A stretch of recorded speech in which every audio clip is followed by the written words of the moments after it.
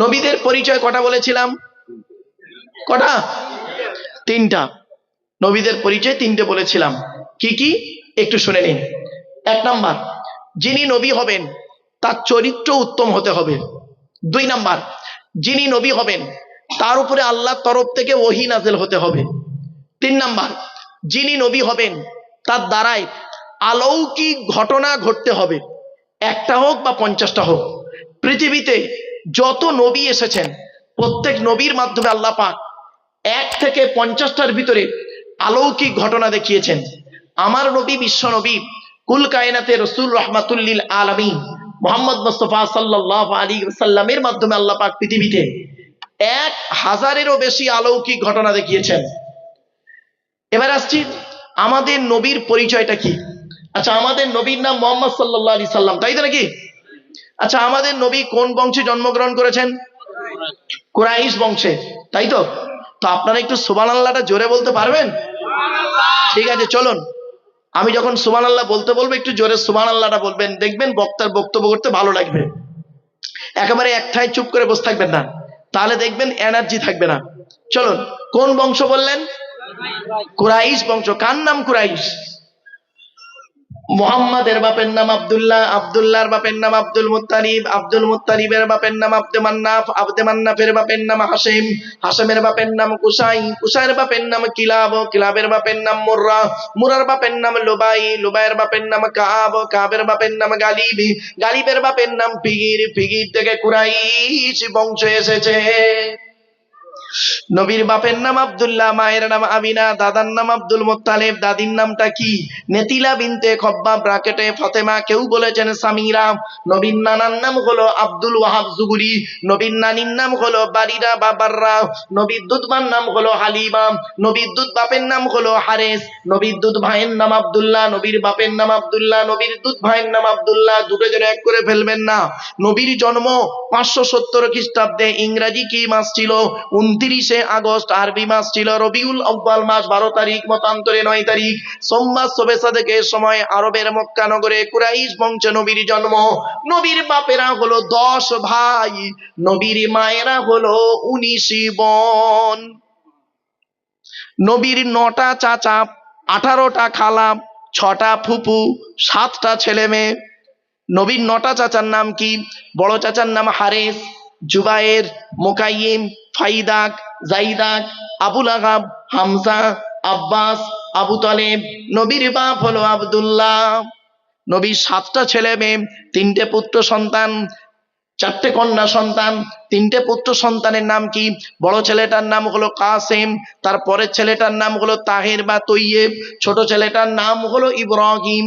4টে কন্যা সন্তানের নাম কি? বড় মেয়েটার নাম হলো জাইনাব, রুকাইয়া, উম্মে কুলসুম। ছোট মেয়েটার নাম হলো ফাতেমা, যার সঙ্গে নবীজি হযরত আলী রাদিয়াল্লাহু তাআলা আনহুর বিবাহ দিয়েছিলেন। এখানে একটি ছোট্ট প্রশ্ন। আচ্ছা, হযরত আলী রাদিয়াল্লাহু তাআলা আনহুকে নবীজি জামাই করতে গেলেন কেন? হযরত আলী তো কোটিপতি ছিলেন না। হযরত আলী তো কোটিপতি ছিলেন না। আর আরবে কি ছেলের খুব অভাব ছিল? নবীজি হযরত আলী রাদিয়াল্লাহু তাআলা আনহুকে জামাই করতে গেলেন কেন? অনেক গুণ ছিল আলীর মধ্যে, আল্লাহ দিয়েছিলেন। তার মধ্যে 2টো গুণ আপনাদেরকে বলছি। আর দয়া করে যারা এখানে পুরুষ বসে আছেন, এই 2টো গুণ যদি থাকে আপনি বিবাহ করবেন। আর আপনি যদি আপনার বোনকে, মেয়েকে যদি কারোর সঙ্গে বিবাহ দিতে চান, যে ছেলের সঙ্গে বিবাহ দেবেন, কমসে কম এই দুটো গুণ দেখবেন। 1 নাম্বার, ছেলেটি সৎ ছেলে কিনা খবর নেবেন। আর 2 নাম্বার, ছেলেটি কর্মী কিনা খবর নেবেন। কর্মী কিনা খবর নেবেন। কোন মেয়েকে বৌমা করবেন, যাই তাই মেয়েকে বৌমা করবেন না। আমার মা বোনরা কেউ রেগে যাবেন না, দয়া করে আমি কথাগুলো বলে যাচ্ছি, একটু মূল্যায়ন করুন। কোন মেয়েকে বৌমা করবেন, খালি সাদা চামড়া দেখে ছুটবেন না, সব সাদা চামড়ার মেয়ে ভালো নয়, মনে রাখবেন। কোন মেয়েকে বৌমা করবেন, কোরআন জানিয়ে দিচ্ছে যে মেয়ের মধ্যে কমসে কম 6টা গুণ পাবেন। কটা? যে মেয়ের মধ্যে কমসে কম 6টা গুণ পাবেন, ওই মেয়েকে বৌমা করবেন। কোরআনে আছে মুসলিমাতিন, মুমিনাতিন, কানিতাতিন, তাইবাতিন, আবিদাতিন, সাইহাতিন, সাইয়্যিবাতিন ওয়া আবকারা। সূরা তাহরিম আয়াত নাম্বার 6, আয়াত নাম্বার 5 কোরআন জানিয়ে দিয়েছে। সূরা তাহরিম 28 নম্বর পারা। 1 নাম্বার, মেয়েটি মুসলমান কিনা খবর নেবেন। 2 নাম্বার, মেয়েটি বিশ্বাসী মেয়ে কিনা খবর নেবেন। তিন নাম্বারটা খুব ইম্পর্টেন্ট, মা বোনের একটু শুনে নিন, কেউ রেগে যাবেন না। তিন নাম্বার হলো কনিতাতিন, আনুগত্যশীলা মেয়ে কিনা খবর নেবেন। দূর থেকে খবর নিয়ে দেখবেন মেয়েটি ওর বাপ আর মাকে ভক্তি শ্রদ্ধা সম্মান করে কিনা খবর নেবেন। দূর থেকে সঠিক তথ্য যদি পেয়ে যান মেয়েটি ওর বাপ আর মাকে ভক্তি শ্রদ্ধা করে না, খবরদার, ও যত সুন্দরী মেয়ে হোক আর যত কোটিপতি ঘরের মেয়ে হোক, খবরদার ওই মেয়েকে জীবনে কোনোদিন বৌমা করবেন না। ও নিজের বাম্মাকে ভক্তি শ্রদ্ধা করে না, তোমার বাম্মার পাতে সহজে এক থালা ভাত দিতে চাইবে না। মনে রাখবেন, বেশিরভাগ মেয়েদের সংসার নষ্ট হচ্ছে এখন, বেশিরভাগ মেয়েদের সংসার নষ্ট হচ্ছে মেয়ের মায়ের কান ভাঙানিতে, ঠিক না ঠিক? বেশিরভাগ মেয়েদের সংসার নষ্ট হচ্ছে মেয়ের মায়েদের কান ভাঙানিতে। এজন্য যে মেয়ের মা যত বেশি চালাক, ওই মেয়ের কপালে তত তাড়াতাড়ি তলাক। এজন্য মা বোনদের বলে যাচ্ছি, বিশেষ করে মেয়ের মায়েদেরকে বলে যাচ্ছি, মেয়ের মারা ছেলের মায়ের সঙ্গে টেক্কা দিতে যাবেন না দয়া করে। আপনি কি জিনিস পেটে ধরেছেন 2.5 বছর, 10 মাস 10 দিন, 2.5 বছর দুধ পান করিয়েছেন আর 18 বছর লালন পালন করেছেন, আপনি ভালোই জানেন। আপনি মেয়ের কথা শুনে জামাই এবং মেয়ের শ্বশুর শাশুড়ির বিরুদ্ধে বধূ নির্যাতন কেস করার আগে 10 বার চিন্তা করবেন, অনুরোধ করে বলে যাচ্ছি।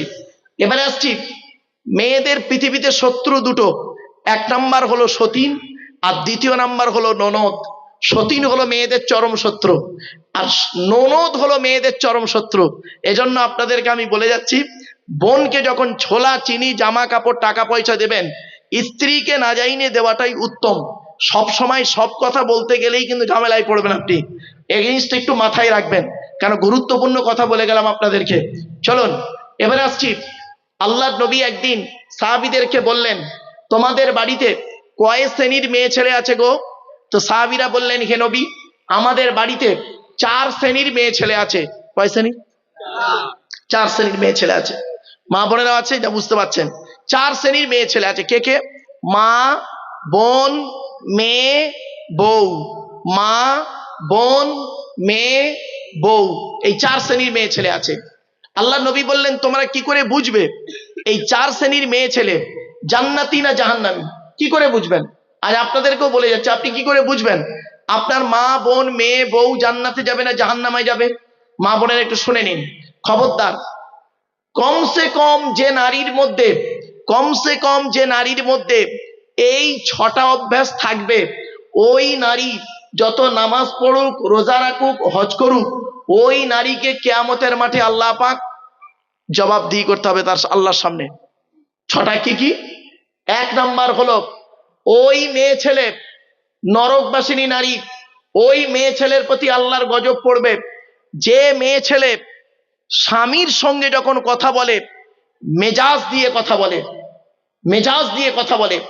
অনেক মেয়ে ছেলে আছে দেখবেন, পাড়ার লোকের সঙ্গে কথা বলে মিষ্টি ভাষায়, কিন্তু স্বামীর সঙ্গে যখন কথা বলে মেজাজ দিয়ে কথা বলে। খবরদার মা বোনরা, এটাকে পরিবর্তন করুন। আজ থেকে তওবা করে নিন, যা হয়েছে হয়েছে অতীত, আজ থেকে তওবা করে ফিরে আসুন। স্বামীর সঙ্গে কোনোদিন মেজাজ দিয়ে কথা বলবেন না। 2 নাম্বার হলো, ওই মেয়ে ছেলের প্রতি আল্লাহর গজব যে মেয়ে ছেলে স্বামীর দুর্নাম বদনাম অন্য কোনো ব্যক্তির কাছে করে বেড়ায়। অনেক মেয়ে ছেলে আছে দেখবেন, স্বামীর দুর্নাম বদনাম অন্যের কাছে করে বেড়ায়। খবরদার, এটা থেকে ফিরে আসুন। 3 নাম্বার হলো, ওই মেয়ে ছেলের প্রতি আল্লাহর গজব যে মেয়ে ছেলে স্বামী থাকা সত্ত্বেও অন্য পুরুষের সঙ্গে পরকীয়ায় লিপ্ত হয়।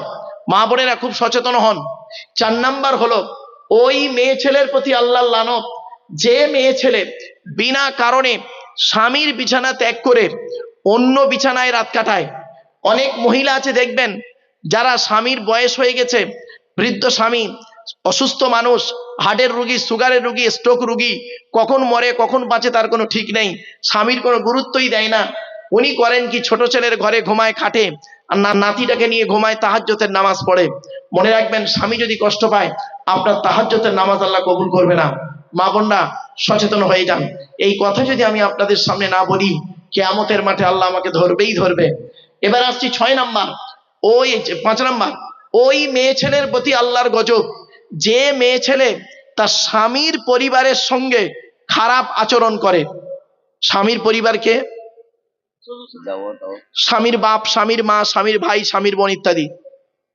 অনেক মেয়ে ছেলে আছে দেখবেন স্বামীকে খুব ভালোবাসেন, স্বামীকে খুব ভালোবাসেন, স্বামীর বাপ মা দেখতে পারে না, স্বামীর ভাই বোনের দেখতে পারে না। মা বোনেরা সচেতন হন, কবরে আপনাকে শুতে হবে, কবর কাউকে ছাড়বে না, মনে রাখবেন। আল্লাহ ছাড় দেয়, ছেড়ে দেয় না, মাথায় রাখুন। আসছে আলোচনা, এরপর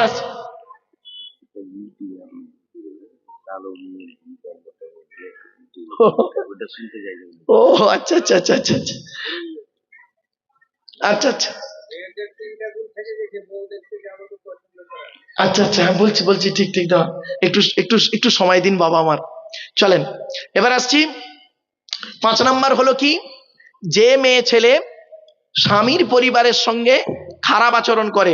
মা বোনদের বলে যাচ্ছি খবরদার, অনেক মেয়ে ছেলে আছে দেখবেন স্বামীকে খুব ভালোবাসে কিন্তু স্বামীর বাম্মাকে দেখতে পারে না, ওর বাপ ভাই এলে খুব গুরুত্ব দেয়, আর স্বামীর বাপ ভাই এলে কোনো গুরুত্বই নেই, ও নারীকে আল্লাহ পাক কিয়ামতের মাঠে ধরবে। 6 নাম্বার হলো ওই মেয়ে ছেলের প্রতি আল্লাহর গজব, যে মেয়ে ছেলে তার স্বামীকে বলে তোমার সঙ্গে বিয়ে হয়ে আমার জীবন নষ্ট হয়ে গেছে। অনেক মেয়ে ছেলে আছে স্বামীকে বলে তোমার সঙ্গে বিয়ে হয়ে আমার জীবন নষ্ট হয়ে গেছে, আমার মতো মেয়ে বলে তোমার সংসার করছে, অন্য কেউ হলে বুঝতে পারতে, ইত্যাদি ইত্যাদি কথা বলে স্বামীকে। খবরদার মা বোনের কথা বলবেন না, জন্ম মৃত্যু বিবাহ সবই আল্লাহর হাত। মনে রাখবেন আপনি আপনার স্বামীকে চুজ করেছেন 50,000 বছর আগে, তকদিরের আলোচনা করলে না বুঝতে পারবেন। চলুন, তার আল্লাহ পাক বললেন কয় শ্রেণীর নারী, নারীদের কটা গুণ হবে। 1 নাম্বার মেয়েটি মুসলমান কিনা খবর নেবেন, 2 নাম্বার বিশ্বাসী মেয়ে কিনা খবর নেবেন, 3 নাম্বার হলো কনিতাতিন আনুগত্যশীলা মেয়ে কিনা খবর নেবেন, 4 নাম্বার হলো তাইবাতিন তওবাকারিনী মেয়ে কিনা খবর নেবেন, অনুসূচনাকারিনী মেয়ে কিনা খবর নেবেন। ভুল মানুষের হতেই পারে, ভুল মানুষের হতেই পারে, ভুলটাকে সংশোধন করে নিয়ে ফিরে আসার নাম হলো এই সত্যিকারের মানুষ। আচ্ছা 4 নাম্বার হলো, 5 নাম্বার হলো আবিদাতিন ইবাদতকারিনী মেয়ে কিনা খবর নেবেন, মেয়েটি 5 ওয়াক্ত নামাজ পড়ে কিনা, মেয়েটির চরিত্রটা ঠিক আছে কিনা। দুঃখের বিষয় কি জানেন, আমরা যখন মেয়ে দেখতে যাই মেয়েটার আদ্যপান্ত সব খবর নিই, কিন্তু ছেলে দেখতে গিয়ে ছেলেটার আদ্যপান্ত খবর নিই না। মেয়েটা কটা প্রেম করেছে এই খবর আমরা নিই, কিন্তু ছেলেটা যে কটা মেয়েকে নষ্ট করেছে এ খবর আমরা কোনোদিন নিই না। এটা আমাদের নেওয়া দরকার। মনে রাখবেন আপনি ছেলেকে যেমন মেয়েকে যেমন দেখছেন ছেলেকেও সমপরিমাণ দেখবেন, নইলে সমস্যার শেষ থাকবে না। চলো এরপরে আসছি সাই হাতিন, 6 নাম্বার কোরআনে আছে সাই হাতিন আই ইমাতিন, রোজাদার মেয়ে কিনা খবর নেবেন, রোজাদার মেয়ে কিনা খবর নেবেন, মেয়েটা রোজা রাখে কিনা। এই যে গুণগুলো আপনাদেরকে বললাম, এই গুণগুলো যে মেয়ের মধ্যে থাকবে খবর নিয়ে দেখবেন, আশা করি ওই মেয়েকে আপনি সংসার করবেন, দুনিয়াতে শান্তি সম্মান পাবেন, আখেরাতে জান্নাত পাবেন। আর বাংলায় একটা কথা আছে জানেন, নদীর জল ঘোলা ভালো, জাতের মেয়ে কালো ভালো। বাংলায় একটা কথা আছে না, নদীর জল ঘোলা ভালো, জাতের মেয়ে কালো ভালো। তো কালো মেয়ের একটা ওয়াজ আমি বহুদিন আগে করেছিলাম জানেন, বহুদিন আগে। একজন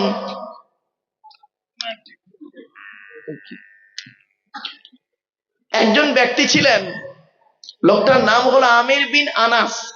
মা বোনেরা শুনে নিন, আমরা অনেক সময় না গায়ের রং দেখে মেয়ে চুজ করি, গায়ের রং দেখে মেয়ে চুজ করি। সংক্ষেপে বলে দিচ্ছি আপনাদেরকে, বুঝতে পেরেছি আসলে কি জানেন, ওয়াজ নসিহত যখন দেবেন ঠিক মূল টাইম হলো 8টা থেকে 11টা, এর বেশি আপনারা যাবেন না। কারণ কি এই মালদা জেলাতে এলে অনেক সময় হয় কি, একদিকে খাওয়া দাওয়া হয়ে যায়, তো খাওয়া দাওয়া হয়ে যাওয়ার পরে মানুষ একটু, গতকালকে আমার জলসা ছিল গুড়াব বলে একটা জায়গা, বর্ধমানের আগে হুগলির শেষ গুড়াব, তো ওখানে আমার টাইম ছিল 8টায়, 8টা থেকে 11টা, 11:30টার মধ্যে শেষ হয়ে গেল। হয়ে যাওয়ার পর খুব কম করে 12,000 লোক বসে একসঙ্গে খাওয়া দাওয়া করে বাড়ি চলে গেল। তাতে করে হলো কি, প্রত্যেকটা ব্যক্তি শুনতে পেল। আর এখানে অনেক সময় কি হয় জানেন, একদিকে খাওয়া দাওয়া চললে মানুষ খাওয়া দাওয়া করার পরে আর বসতে মন চায় না, খুব এনার্জি থাকলে তখন সে বসে, আর নইলে আস্তে আস্তে আস্তে আস্তে সে রাত যখন ভারী হয় বাড়ির দিকে রওনা হয়। তো যাই হোক, আপনারা বাড়ি যাওয়ার আগে এই কয়েক কটা কথা একটু শুনে যান, টু দি পয়েন্টের উপরে কয়েক কটা কথা শুনে যান। চলো, তো লোকটার নাম ছিল আমির বিন আনাস। তো সেই ব্যক্তি তিনি যখন বিবাহ করেন, তার বিবাহ করেছেন তো বাসর রাতে মেয়েকে দেখেননি আগে, তো বাসর রাতে গিয়ে দেখেছেন, বাসর রাত বোঝেন তো নাকি, বাসর রাত ফুলসজ্জা রাত বলে নাকি, তো বাসর রাতে গিয়ে দেখছেন যে মেয়েটির গায়ের রংটা অত্যাধিক কালো, অর্থাৎ গায়ের রংটা তার পছন্দ নয়। আর গোড়া থেকেই তার অভ্যাস ছিল যে কালো মেয়ে পছন্দ নয়, সাধারণত অনেক ছেলে থাকে। তো তিনি করেছেন কি, বাসর ঘর থেকে বের হয়ে এসেছিলেন, তখন মেয়েটি ঘর থেকে বাইরে বের হয়ে এসে স্বামীকে করজোড়ে নিবেদন করেছিলেন যে দেখুন, গায়ের রং তৈরি করার মালিক আল্লাহ, যেহেতু কোরআনে আল্লাহ পাক বলেছেন অমিন আয়াতিহি খলকুস সামাওয়াতি ওয়াল আরদি ওয়াখতিলাফু আলসিনাতিকুম ওয়া আলওয়ানিকুম। সূরা রুমের মধ্যে আল্লাহ পাক বলেছেন আমার নিদর্শনের মধ্যে থেকে একটা নিদর্শন হলো যে আমি আল্লাহ তোদের গায়ের রংটা আলাদা করেছি, মুখের ভাষাটাও আলাদা করে দিয়েছি। অতএব কোরআনের সেই দিক লক্ষ্য রেখে মেয়েটি বললেন যে গায়ের রং দেওয়ার মালিক আল্লাহ, অতএব আপনার সঙ্গে আমার বিবাহ হয়েছে, চলুন ঘরে যাই। তখন পুরুষটি কোনো মতেই রাজি হচ্ছিল না, অনেক বুঝিয়ে বাজিয়ে ঘরে গেলেন, রাতটা কাটালেন।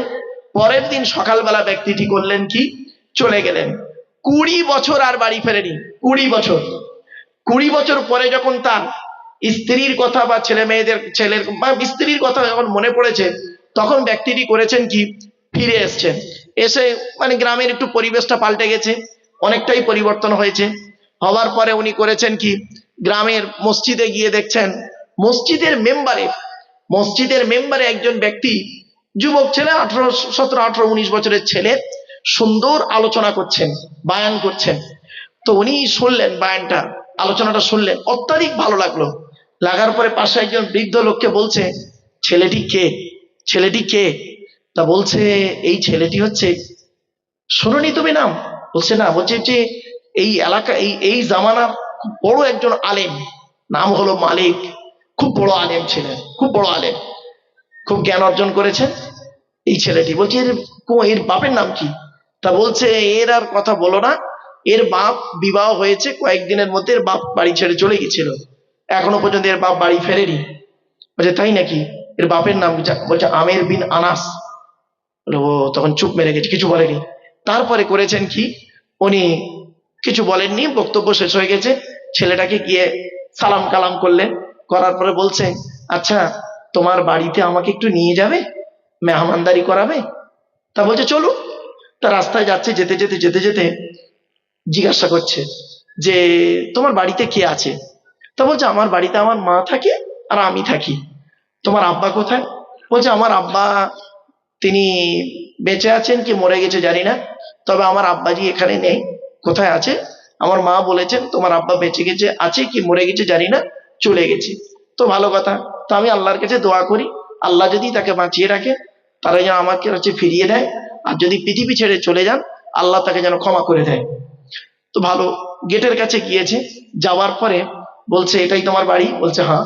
বলছে আমি বাড়িতে যাব না, তুমি তোমার বাড়িতে গিয়ে তোমার মাকে গিয়ে আমার সালাম দেবে, বলবে বাইরে একটা মেহমান এসেছে, অতিথি এসেছে, আপনাকে সালাম দিয়েছে। আর একটা কথা বলবে, আপনি যাকে ঘৃণা করছেন আল্লাহ তাকে পছন্দ করতে পারে, এই কথাটুকু বলবে। তো ছেলেটি করে এই কথাটা বলেছিল কবে? বাসর রাতে যখন উনি ঘর থেকে বের হয়ে এসেছিলেন, তখন উনি বলেছিলেন যে আপনি যাকে ঘৃণা করছেন আল্লাহ হয়তো তাকে পছন্দ করতে পারেন, ব্যাস এইটুকু বলবেন। তো বলার পরে যখন বাড়িতে ছেলেটি গিয়েছেন, যাওয়ার পরে বলছেন মা, বাইরে একজন ব্যক্তি এসেছেন, পুরুষ, তিনি আপনাকে সালাম দিয়েছেন। তা বলছে ভালো, ওয়ালাইকুম আসসালাম, সালামের জবাব দিলেন।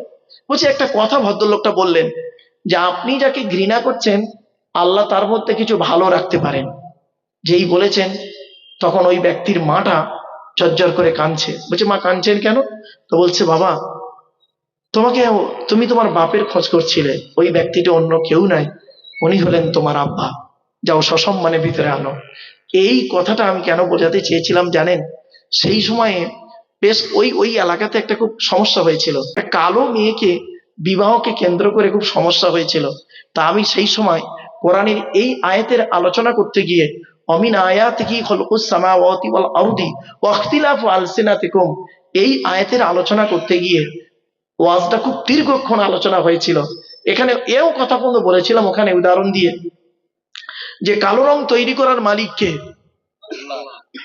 ফর্সা রং তৈরি করার মালিক কে? তা আল্লাহ যদি কালো রং তৈরি করার মালিক হলো, তাহলে কালো মেয়েকে বিবাহ করতে গেলে কেন 20,000 টাকা এক্সট্রা নেন? আপনারা পণ নেন কেন? যে ছেলেটা মাধ্যমিক পাশ করলো, নিরুপমার করুণ গল্পটা গল্পগুচ্ছ কাহিনী, রবীন্দ্রনাথের লেখা দেনা পাওনা গল্প পড়ার পরে সে ছেলে যদি বলে মাধ্যমিকে স্টার পেয়েছি, আমার সার্টিফিকেটের দাম হলো 50,000 টাকা, ইয়াম্মা গাড়ি, 5 ভরি সোনা, তবে একটা গরিবের মেয়েকে বিবাহ করব, আমি আব্দুল্লাহিল মারুফ বলে যাচ্ছি, মনে রাখবেন মাধ্যমিকে স্টার পাওয়া ছেলেটার থেকে যে ছেলেটা 4 পাস করে বাড়িতে বসে থাকে, 4 পাস করা ছেলেটা মাধ্যমিকে স্টার পাওয়া ছেলের থেকে ভালো। মনে রাখবেন সাম্মাউন আলিল কাযিবি আক্কালুন আলিস সুহুদ, সুতের তাফসিরে বলা হয়েছে বিয়ের পণ নেওয়া, কি পণ বলেন তো নাকি, বিয়ের পণ নেওয়া তেমন হারাম, ব্যভিচার করা যেমন হারাম, এই সুহুতের তাফসিরে বলা হয়েছে। এজন্য আপনাদেরকে আমি অনুরোধ করে বলে যাচ্ছি, এই পণ প্রথা থেকে সরে আসুন, হারাম জিনিস থেকে সরে আসুন। বারে বারে বলছি, 3 ব্যক্তির দোয়া আল্লাহর দরবারে কবুল হয়, কোনো মিস যায় না। 1 নাম্বার হলো দাওয়াতুল মাজলুম, অত্যাচারকৃত মানুষের দোয়া আল্লাহর দরবারে কবুল হয়, কোনো মিস যায় না। কোন স্বামী যদি তার স্ত্রীর উপরে অন্যায়ভাবে অত্যাচার করে, ওই স্ত্রী যদি বলে খোদা গো আমি অন্যায় করিনি, আমার স্বামী আমার উপরে নির্মমভাবে অত্যাচার করছে, আল্লাহর তরফ থেকে গজব পড়বে। অনেক শ্বশুর শাশুড়ি আছে দেখবেন এখানে, নিজের মেয়েকে খাইয়ে নিয়ে ঘরের ভেতর ঢুকে পড়লো, বৌমা পরের মেয়ে খেয়েছে কি তা খবর নিল না। ও শাশুড়ি মায়েরা শুনে নিন, আপনি বৌমা পরের মেয়েকে যদি আপন করতে না পারেন, আল্লাহ আপনারও মেয়ে দিয়েছে, লোকের বাড়ি বৌমা হয়ে যাবে, আল্লাহর তরফ থেকে গজব পড়বে, বলতে আর হবে না। অনেক ননদ আছে দেখবেন ভাইয়ের কানে কামড়াচ্ছে যাতে ভাই ভাবিকে মারে, এই ধান্দা করে। যুবতী বোনেরা শুনে নিন, ঘুঁটে পড়ে গোবর হাসে, ঘুঁটে বলে তোরও একদিন আছে। তুমি ভাবি পরের মেয়েকে যদি আপন করতে না পারো, তোমাকেও একদিন লোকের বাড়ি ভাবি হয়ে যেতে হবে, আল্লাহর তরফ থেকে গজব পড়বে, বলতে আর হবে না। অনেক বৌমাও আছে দেখবেন ডেঞ্জার, স্বামীর ইনকাম বেশি, স্বামীটাকে নিয়ে ছেলেটাকে মেয়েটাকে নিয়ে খালি আলাদা খাবার ধান্দা করে, একই দেয়ালের এপারে স্বামী স্ত্রী ছেলে মেয়েকে নিয়ে মুরগির মাংস দিয়ে ভাত খায়, আর দেয়ালের ওপারে শ্বশুর শাশুড়ি বুড়ো বুড়ি আলু ভর্তা ডাল খায়। ওই বৌমার একটু বিবেকে বাঁধলো না, আজকের আমার বাম্মা যদি থাকতো, দেয়ালের ওপারে আমি গোপনে 1 পেয়ালা তরকারি দিয়ে আসতাম। ও বৌমা, তুমি মুফতি সাহেবের মেয়ে হও, হাজি সাহেবের মেয়ে হও, মনে রেখো নিজের শ্বশুর শাশুড়িকে যদি পিতামাতার মতো ভক্তি শ্রদ্ধা করতে না পারো, তোমার মতো বৌমাও হলো জাহান্নামী। ইসলাম কোনোদিন এক পেশে কথা বলে না। 2 নাম্বার হলো ওয়াদাবাতুল মুসাফিরি, মুসাফিরের দোয়া আল্লাহ কবুল করে, মুসাফিরের দোয়া আল্লাহ কবুল করে। 3 নাম্বার হলো ওয়াদাবাতুল ওয়ালিদি আলা ওয়ালাদিহি, আল্লাহ রাসূল বলেছেন কোন বাপ আর মা যদি নিজের কলিজার টুকরা সন্তানের জন্য দোয়া চেয়ে যায়, ওই দোয়াটা আল্লাহর দরবারে কবুল হয়ে যায়। এজন্য আমি আপনাদেরকে বক্তব্য শুরুতেই পিতামাতার আলোচনা করতে গিয়ে বলেছিলাম যে পিতামাতার দোয়া নেবেন, পিতামাতাকে সেবা করবেন, তাদের কোনোদিন কাঁদাবেন না। চলুন এবারে আসছি, এখানে আমরা যারা বসে আছি, দাঁড়িয়ে আছি, বিভিন্ন বক্তব্য শুনছি, শেষ লগ্নে এসে গেছি। এই শেষ লগ্নের আলোচনাটা দয়া করে একটু শুনে নিন। কিয়ামতের মাঠে আমাদের 2 দিকের প্রশ্ন হবে। কদিকের? 2 দিকের প্রশ্ন, এটা কিন্তু খুব সেন্সিটিভ আলোচনা, দয়া করে একটু শুনুন। কিয়ামতের মাঠে 2 দিকের প্রশ্ন হবে আমাদের। একটা হলো প্রশ্ন কি, হুকুকুল্লাহ, আল্লাহর হক সম্পর্কে আলোচনা হবে। আল্লাহ জিজ্ঞাসা করবে আমাকে আপনাকে, মা বোনরা শুনে নিন, প্রশ্ন হবে আপনাদের আমাকে, কি আল্লাহর হক সম্পর্কে আল্লাহ জিজ্ঞাসা করবেন। আর দ্বিতীয় প্রশ্ন হবে কি, হুকুকুল ইবাদ, বান্দার হক সম্পর্কে আপনাকে জিজ্ঞাসা করা হবে। আমরা এখানে যারা বসে আছি, আল্লাহর হক সম্পর্কে জিজ্ঞাসা করলে কোন রকম গ্রস দিয়ে পাশ করে যেতে পারবো। কি আল্লাহর হক সম্পর্কে প্রশ্ন হবে, আল্লাহ বলবেন, এটা খুলবে নাকি বাবু, খুলে দেবো, এইটা এইটা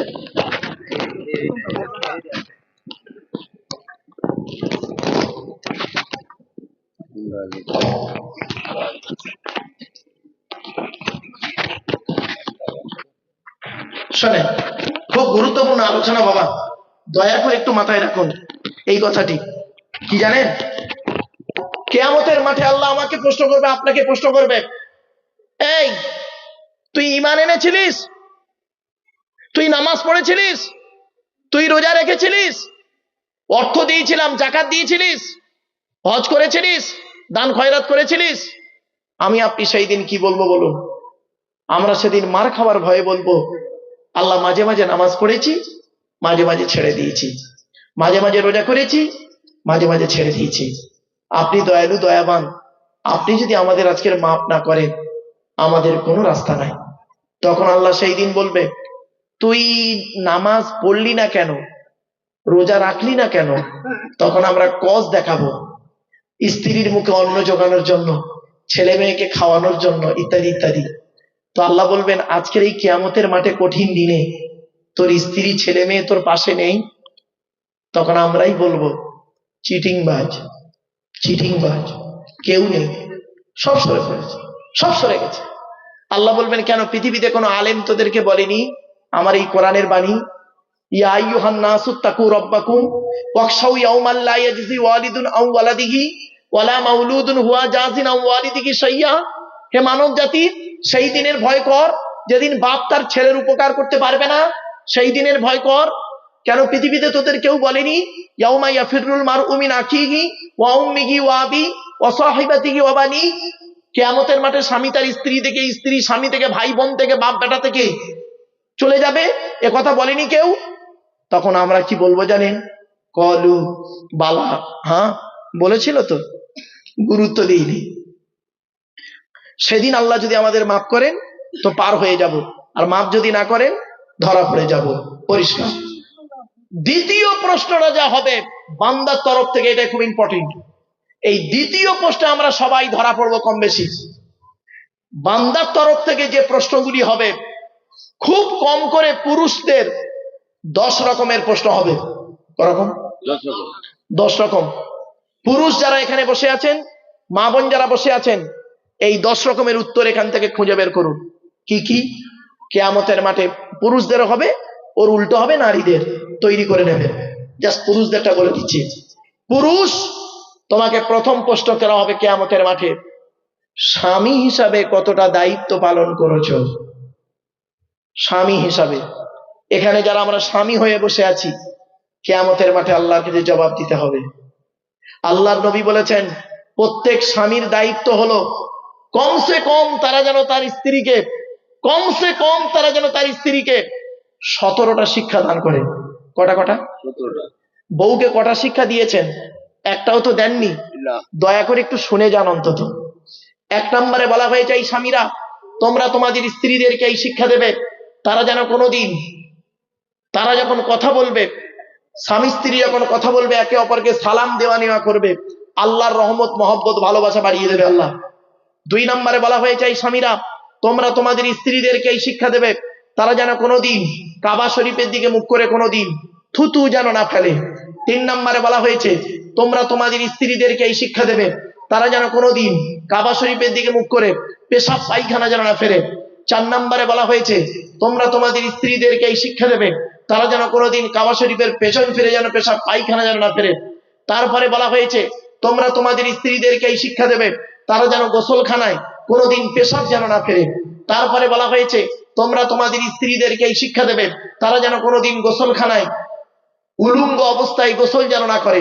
তারপরে বলা হয়েছে তোমরা তোমাদের স্ত্রীদেরকে এই শিক্ষা দেবে তারা যেন কোনোদিন হাতের চুড়ি, কি বলেন, চুড়ি, হাতের চুড়ি তারা যেন কোনোদিন একের বেশি ব্যবহার যেন না করে।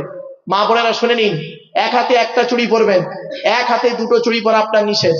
আমি বলি নাই, নবীজি বলেছেন যে তুমি তোমার স্ত্রীকে এক হাতে একটা চুড়ি পরতে দেবে। কেন?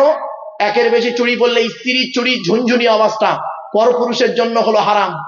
বাড়ি থেকে একটু ভাববেন। এরপরে বলা হয়েছে তোমরা তোমাদের স্ত্রীদেরকে এই শিক্ষা দেবে তারা যেন মাথার বালিশ, কি বলেন, মাথার বালিশ তারা যেন কোনোদিন দুটো ব্যবহার যেন না করে। স্বামী একটা বালিশ, স্ত্রী একটা বালিশ, এইরকম আলাদা বালিশ ব্যবহার যেন না করে। স্বামী স্ত্রী যখন ঘুমাবে একটি মাত্র লম্বা বালিশে মাথা রেখে ঘুমাবে। স্বামী স্ত্রী যদি এক বালিশে মাথা রেখে ঘুমায় আল্লাহর রহমত মহব্বত ভালোবাসা আল্লাহ বাড়িয়ে দেবে। কোথায় আছেন আপনি? ছোট্ট একটা উদাহরণ দিচ্ছি।